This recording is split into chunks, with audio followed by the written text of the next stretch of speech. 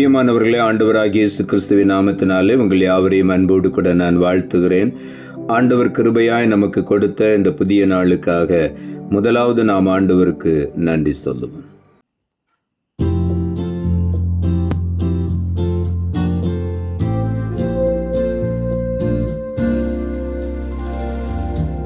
நீதிமான் தள்ளாட விட மாட்டார், நித்தமும் காத்து நடத்திடுவார். நீதிமான் தள்ளாட விட மாட்டார், நித்தமும் காத்து நடத்திடுவார். கர்த்தர் மேல் பாரத்தை வைத்து விடு, கலங்கி தவிக்காதே. அவரே உன்னை ஆதரிப்பார், அதிசயம் செய்வார்.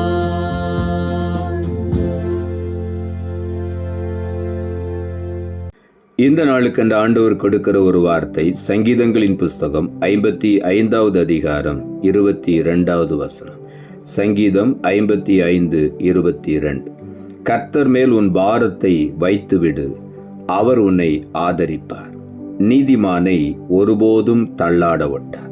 இந்த காலை வேளையிலே அநேக முறை இந்த வார்த்தையை நாம் வாசித்திருப்போம். அநேக இடங்களிலே இந்த வார்த்தையை குறித்த செய்தியை நாம் கேட்டிருப்போம்.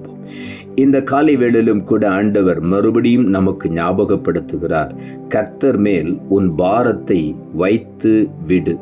அநேக நேரங்களில் ஆண்டவரிடத்தில் நாம் போகிறோம், நம்முடைய பாரங்களை எல்லாம் சொல்லுகிறோம். ஆனால் மறுபடியும் அடுத்த நாள் திரும்பவும் போய் அதே பாரத்தை சொல்லி கொண்டே இருக்கிறோம். ஆண்டவரிடத்தில் அந்த பாரத்தை நாம் விட்டு விடாதபடி திரும்ப அதை நாம் மனதிலே இருதயத்திலே வைத்து வைக்கிறோம். இந்த காலை வேளையில் ஆண்டவர் சொல்லுகிறார், அந்த பாரத்தை நீ வைத்து விடும் பொழுது, ஆண்டவருடைய கரத்திலே முழுவதுமாய் கொடுத்து விடும் பொழுது அவர் உன்னை ஆதரிப்பார். ஆண்டவர் நம்மை ஆதரிக்க வேண்டுமானால், அவர் நமக்கு ஆதரவாய் இருந்து உதவி செய்ய வேண்டுமானால், ஆண்டவர் மேல் நம் பாரத்தை வைத்து விட்டுவிட வேண்டும், அவரிடத்திலே ஒப்படைத்து விட வேண்டும். அதைத்தான் இங்கே ஆண்டவருடைய வார்த்தை சொல்லுகிறது. நீதிமானை ஒருபோதும் தள்ளாட ஒட்டார் என்று வேதம் சொல்லுகிறது. நம் ஒவ்வொருவரையும் ஆண்டவர் தம்முடைய விலையேறப்பட்ட இரத்தத்தினாலே ஏற்கனவே நீதிமான்களாய் மாற்றி இருக்கிறார். ஆகவே நாம் ஒருபோதும் தள்ளாட விட மாட்டார். இந்த காலை வேளையிலே நாம் பாரத்தை ஆண்டவரிடத்தில் கொடுத்து விடுவோம். ஆண்டவராக இயேசு சொல்லும் பொழுது மத்தேயு எழுதின சுவிசேஷம் 11ஆம் அதிகாரம் 28ஆம் வசனத்திலே ஆண்டவர் சொல்லுகிறார், வருத்தப்பட்டு பாரம் சுமக்கிறவர்களே, நீங்கள் எல்லாரும் என்னிடத்தில் வாருங்கள், நான் உங்களுக்கு இளைப்பாறுதல் தருவேன். ஆண்டவர் நமக்கு ஒரு இளைப்பாறுதலை தர வேண்டுமானால் பாரத்தை நாம் கர்த்தரிடத்தில் கொடுக்க வேண்டும். எல்லாரும் என்னிடத்தில் வாருங்கள் என்று ஆண்டவர் அழைக்கிறார். எதற்காக அழைக்கிறார்? அந்த பாரத்தை என்னிடத்திலே கொடுத்து விடுங்கள் என்று ஆண்டவர் அழைக்கிறார். அப்படி நாம் கொடுத்து விடும் பொழுது நாம் இதுவரையிலும் கண்டு கொள்ளாத, அனுபவிக்காத ஒரு இளைப்பாறுதலை நம்முடைய அனுதின வாழ்க்கையிலே நாம் பெற்றுக்கொள்வோம். அந்த இளைப்பாறுதலை ஆண்டவரே நமக்கு தருகிறேன் என்று சொல்லுகிறார். ஆகவே இந்த காலை வேளையிலே ஆண்டவருடைய சமூகத்துக்கு ஓடி வருவோம், நம்முடைய பாரத்தை இறக்கி வைத்து விடுவோம். ஆண்டவரை எப்பொழுதும் நாம் துதித்து மகிமைப்படுத்தி ஆராதித்து கொண்டிருப்போம். அவ்வளவுதான். கர்த்தர் நிச்சயமாகவே நம்மை ஆதரிப்பார். நம்முடைய வாழ்க்கையிலே அநேக ஆசீர்வாதங்களை கொடுத்து நல்ல இளைப்பாறுதலையும் ஆண்டவர் கொடுப்பார். 1 பேதுருவின் புஸ்தகம் 5ஆம் அதிகாரம் 7ஆம் வசனம் இப்படியாய் சொல்லுகிறது, அவர் உங்களை விசாரிக்கிறவர் ஆனபடியால் உங்கள் கவலைகளை எல்லாம் அவர் மேல் வைத்து விடுங்கள். இங்கே ஆண்டவருடைய வார்த்தை சொல்லுகிறது, அவர் நம்மை விசாரிக்கிற ஒரு தேவன். ஆகவே நாம் ஒருவேளை இந்த உலகத்தில் யாரும் என்னை விசாரிக்கவில்லையே என்று சொல்லி வருத்தப்படலாம். ஆனால் இந்த காலை வேளையில் ஆண்டவர் சொல்லுகிறார், வருத்தப்பட்டு பாரம் சுமக்கிற எல்லாரும் என்னிடத்தில் வாருங்கள், நான் உங்களை விசாரிக்கிறேன். நான் உங்களை விசாரிக்கிற தேவனாய் இருக்கிறபடியினாலே நீங்கள் உங்கள் கவலைகளை உங்களுக்குள்ளே வைத்துக் கொள்ளாதிருங்கள், அந்த கவலைகளை எல்லாம் என்மேல் வைத்து விடுங்கள் என்று ஆண்டவர் சொல்லுகிறார். என்னிடத்தில் கொடுத்து விடுங்கள் என்று சொல்லுகிறார். இந்த காலை வேளையிலே பல சூழ்நிலைகளிலே ஆண்டவரிடத்தில் போய் நாம் ஜெபிக்கிறோம். ஆனாலும் மறுபடியும் அதே கவலையை நாம் தூக்கி வைத்து கொண்டே இருக்கிறோம். இன்றைக்கு முழுவதுமாக ஆண்டவரிடத்தில் விட்டு விடுவோம். அவர் நம்மை விசாரிக்கிற ஒரு தேவன். ஆகவே நம்மை விசாரிக்கிற ஒரு தேவன் இருக்கிறபடியினால், நம்மை ஆதரிக்க ஒரு தேவன் இருக்கிறபடியினாலே நாம் தைரியமாய் நம்முடைய பாரங்களை ஆண்டவரிடத்திலே கொடுத்து விடுவோம். நம்முடைய கவலைகளை அவரிடத்திலே விட்டு விடுவோம். நிச்சயமாகவே ஆண்டவர் நம்மை ஆதரித்து நம்மை மேன்மைப்படுத்தி நம்மை ஆசீர்வதிப்பார். சங்கீதங்களின் புஸ்தகம் 146 அதிகாரம் 9வது வசனம் இப்படியாய் சொல்லுகிறது, பரதேசிகளை கர்த்தர் காப்பாற்றுகிறார், அவர் திக்கற்ற பிள்ளையையும் விதவையையும் ஆதரிக்கிறார், துன்மார்க்கரின் வழியையோ கவிழ்த்து போடுகிறார்.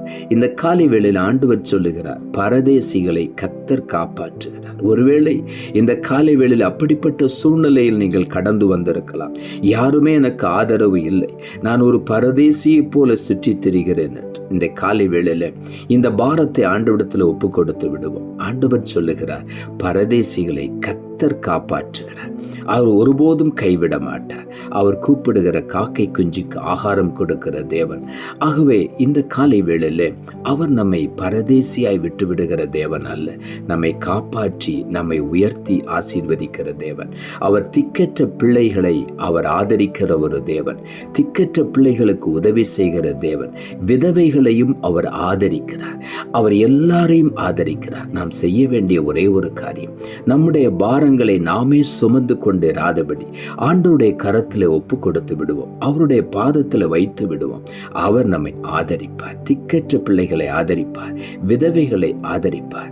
அவர் பரதேசிகளை காப்பாற்றுகிற ஒரு தேவன். ஆகவே உள்ளத்தின் ஆழத்தில் இருந்த இந்த காலை வேளையில ஆண்டவருக்கு நாம் நன்றி சொல்லுவோம். தைரியமாய் அவருடைய சமூகத்திலே நம்முடைய பாரங்களை இறக்கி வைப்போம். யோபு புஸ்தகம் 4 அதிகாரம் 4 வசனம் இப்படியாய் சொல்லுகிறது, விழுகிறவனை உம்முடைய வார்த்தைகளால் நிற்க பண்ணி தள்ளாடுகிற முழங்கால்களை பலப்படுத்தினீர் என்று இங்கே எழுதப்பட்டிருக்கிறது. விழுகிறவனை வார்த்தைகளினால் தாங்குகிறவன். நம்மை தாங்குகிறது ஆண்டவருடைய வார்த்தை. அவருடைய வார்த்தையை இரவும் பகலும் தியானிக்கும் பொழுது நாம் பாக்கியவான்களாய் இருப்போம். அவர் நம்மை ஆதரிப்பார். நம்முடைய பாரங்களை எல்லாம் அவரிடத்தில் கொடுத்து விட்டு அவருடைய வசனத்தை இரவும் பகலும் தியானிப்போம். அந்த வார்த்தைகளினாலே நம்மை நிலை நிற்க பண்ணுகிற ஒரு தேவன். தள்ளாடுகிற நம்முடைய முழங்கால்களை பலப்படுத்தி உறுதிப்படுத்தி ஆண்டவரை ஆராதிக்க வைக்கிற ஒரு தேவன். ஆகவே இந்த காலை வேளையில உள்ளத்தின் ஆழத்திலிருந்து ஆண்டவருக்கு நன்றி சொல்லுவோம். இன்றைக்கே நம்முடைய பாரங்களை ஆண்டவரிடத்தில் வைத்து விடுவோம். நம்முடைய கவலைகளை அவர் மேல் வைத்து விடுவோம். இன்றைக்கு அவர் நமக்கு ஒத்தாசை அனுப்பி நம்மை ஆதரிப்பார். சீயோனிலிருந்து நம்மை ஆதரிப்பார், நம்மை காப்பாற்றுவார். நம் பரதேசிகளாய் ஒருவேளை இருக்கலாம், யாரும் நம்மை கவனிப்பாரற்ற ஒரு பரதேசிகளை போல இருக்கலாம். ஆனால் கர்த்தர் சொல்லுகிறார், நான் உன்னை காப்பாற்றுவேன், நான் உன்னை ஒருபோதும் திக்கற்றவனாய் விடமாட்டேன் என்று, உன்னை நான் ஆதரிப்பேன் என்று சொல்லுகிறார். ஆகவே இந்த காலை வேளையில ஒன்றையும் குறித்து கவலைப்படாதபடி கர்த்தருடைய கரத்தில் நம்மை அர்ப்பணிப்போம். அவரை மாத்திர விசுவாசிப்போம். அவருடைய சமூகத்திலே நம்முடைய பாரத்தை இறக்கி வைப்போம். இன்றைக்கே அந்த ஆசீர்வாதத்தை, நன்மைகளை நாம் சுதந்திரித்துக் கொள்வோம். நாம் ஜெபிப்போம். அன்புள்ள ஆண்டவரை, கிருபையாய் நீர் கொடுத்த இந்த புதிய நாளுக்காய் மறுபடியும் எமக்கு நன்றி செலுத்துகிறோம். ஆண்டவர் கொடுத்த ஜீவனுள்ள வார்த்தைக்காக நன்றி. கர்த்தர் மேல் உன் பாரத்தை வைத்து விடு, அவர் உன்னை ஆதரிப்பார். நீதிமானை ஒருபோதும் தள்ளாட ஒட்டார் என்ற வார்த்தையை கொடுத்தேன். வசனத்தை கேட்டுக்கொண்டிருக்கிற ஒவ்வொருடைய வாழ்க்கையிலும் இருக்கிற பாரம், கவலைகள் எல்லாவற்றையும் இன்றைக்கு முழுவதுமாய் ஆண்டவருடைய பாதத்தில் விட்டுவிட்டு இனிமேல் அதை சுமக்காதபடி ஒரு நல்ல இளைப்பாறுதலையும் ஆறுதலையும் ஒத்தாசையும் ஆண்டவருடைய சமூகத்திலிருந்து ஒவ்வொருவரும் பெற்றுக்கொள்ள, நல்ல ஆதரவை பெற்றுக்கொள்ள நீர் உதவி செய்யும். உம்முடைய கரத்தில் ஒப்புக் கொடுக்கிறோம். இரட்சகர் இயேசுவின் நாமத்தில் ஜெபிக்கிறோம் நல்ல பிதாவே, ஆமென்.